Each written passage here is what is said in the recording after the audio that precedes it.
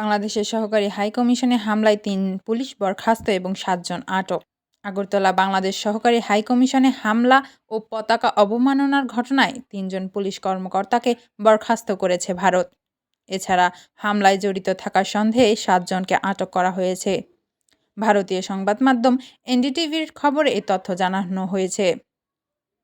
প্রতিবেদনে বলা হয়েছে, সোমবার আগরতলায় বাংলাদেশ সহকারী হাইকমিশন প্রাঙ্গণে উগ্র হিন্দুত্ববাদীদের হামলা ও প্রতিবেশী দেশের জাতীয় পতাকা অবমাননার ঘটনায় ত্রিপুরা পুলিশ তাদের ৩ জন সাব ইন্সপেক্টরকে বরখাস্ত করেছে এবং দায়িত্বে অবহেলার অভিযোগে পুলিশ সদর দপ্তরে একজন উপপুলিশ সুপারকে প্রত্যাহার করেছে।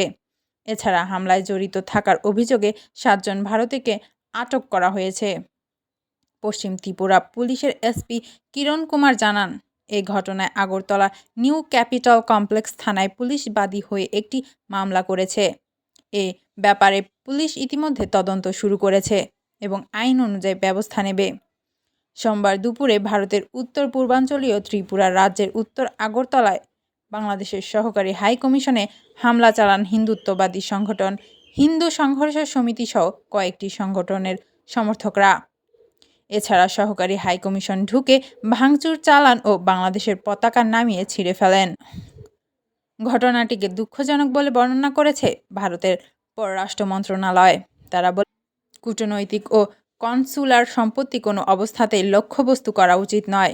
নয়াদিল্লিতে বাংলাদেশের হাইকমিশন এবং দেশের অন্যান্য স্থানে তাদের উপ ও সহকারী হাইকমিশনের নিরাপত্তা ব্যবস্থা জোরদার করার জন্য সরকার ব্যবস্থা নিচ্ছে। এদিকে আগরতলার হামলার বিষয়টি পূর্ব পরিকল্পিত উল্লেখ করে নিন্দা ও কড়া প্রতিবাদ জানিয়েছে বাংলাদেশ। পররাষ্ট্র মন্ত্রণালয়ের এক বিবৃতিতে বলা হয়েছে, হামলা ঘটনা বাংলাদেশের সরকারকে গভীরভাবে ক্ষুব্ধ করেছে। ঘটনা প্রবাহ দেখে এটা প্রমাণিত হয় যে হামলাটি পূর্ব পরিকল্পিত। এ ঘটনা কূটনৈতিক সম্পর্ক বিষয়ক ভিয়েনা সনদের লঙ্ঘন। নতুন নতুন খবর পেতে চ্যানেলটিকে সাবস্ক্রাইব করুন এবং পাশে থাকা বেল আইকনটিতে ক্লিক করুন।